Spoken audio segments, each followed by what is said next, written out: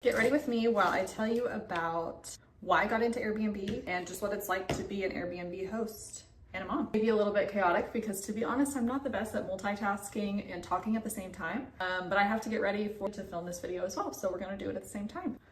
I kind of want to talk about why I got into Airbnb. I have been interested in investing in real estate for quite a while, and in 2023, we had my daughter, I had my daughter. That really changed how I looked at my time. It changed how I looked at working. I want to disclaim that just because I say I couldn't work a 9 to 5 with a child does not mean I have any hate towards working moms. I literally have so much respect for you all.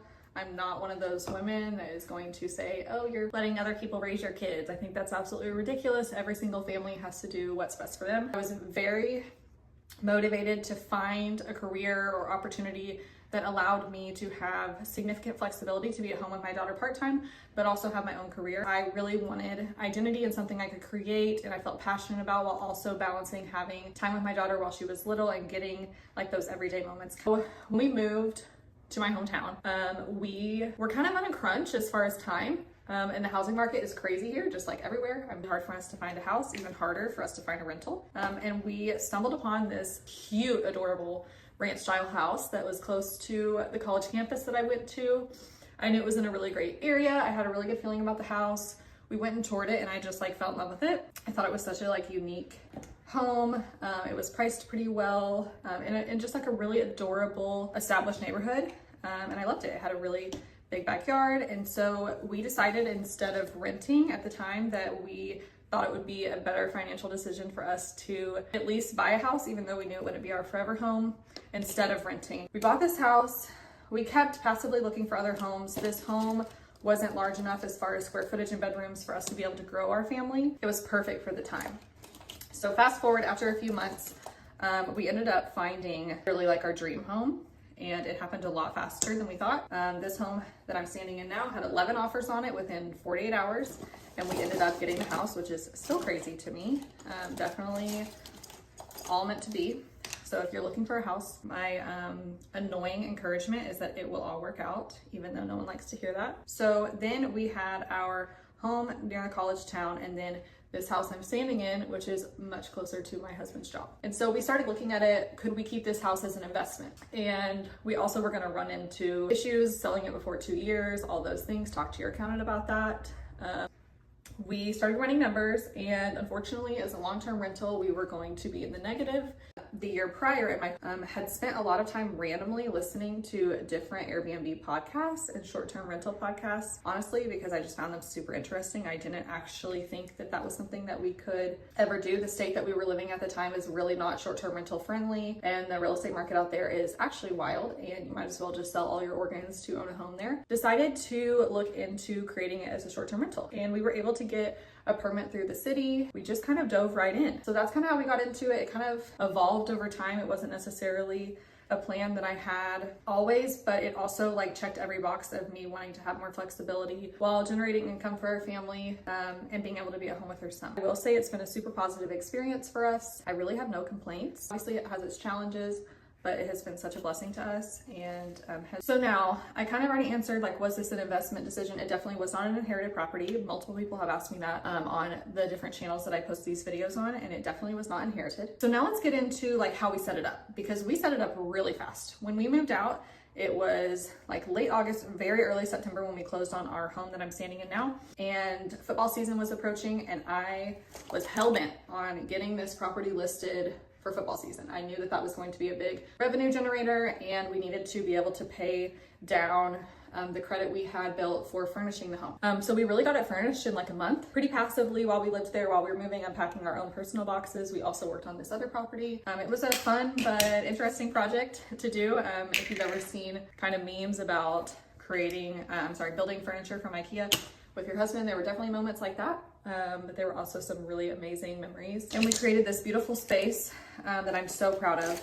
A question I get asked often is like, where did we buy these furnishings? So, which I love that question, because I had to get really creative with the budget that we had, and everything is so dang expensive right now. So one place we bought is the obvious Amazon. We bought lots from Amazon. We brought almost all of like our kitchen furnishings, like plates, knives, all those kinds of things from Amazon. We did a lot of Target shopping, as I'm sure you can imagine. We definitely utilized thrift stores in our area, and like consignment stores and different charity shops that were local to us. We also used a few local vendors, specifically for art. We have a lot of different art in our home.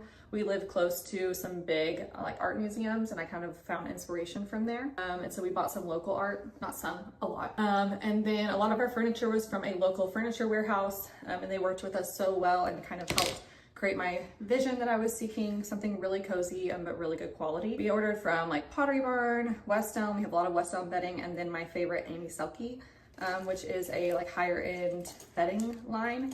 I feel very strongly that our home should be cozy and like a true vacation, even though you're in a college town. And so this is where we got a lot of our bedding, and I was correct because our guests have absolutely loved it.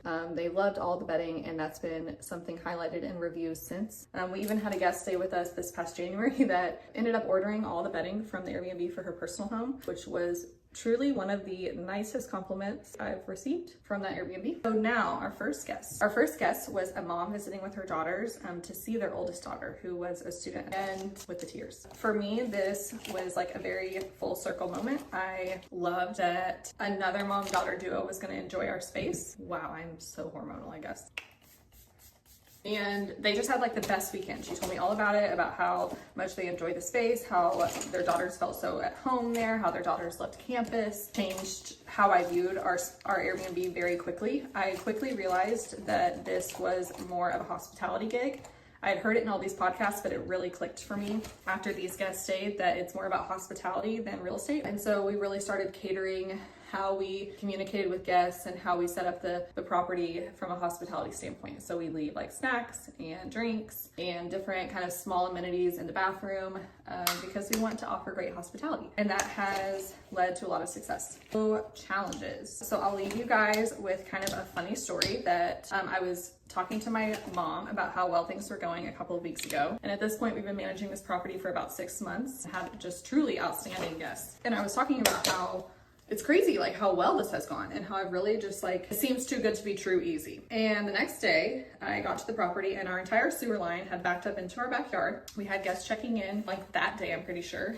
And it was so chaotic, but I was able to get plumbers out. We were able to get it completely fixed before check-in. It definitely was like, be careful what you wish for moment. And it taught me a lot about having really good systems in place, having really good support set up. We had an amazing relationship with a handyman and a plumbing company from when I was growing up. So that was really convenient. I did grow up in the town. I think I mentioned that, in the town that this property is located in. So that was great and very convenient and has been super helpful to us. We have lots of contacts. That's a huge piece of advice that I have is make sure you have a good team to support you. You don't need to have these people on payroll, but just have a good working relationship with a plumber, a handyman, lots of people, a backup cleaner, just anything that could kind of go wrong in your property so that you are a priority for them to get fixed. And obviously there's some things that are completely out of your control, but like a sewer backing up. But this one was overall actually easily fixed, even though at the time it felt very panicky. I will leave you at that. There'll be a part 2 to this, to some more things that I've learned as an Airbnb host. I'd love to share with you all kind of some more behind the scenes of what it's actually like to be an Airbnb host, because I think if you're interested in ever doing this, it was our way of chasing kind of financial freedom. I would love for you to have like an actual idea of what your day-to-day would look like. I used to watch videos kind of like this when I was preparing for our Airbnb. It was so helpful.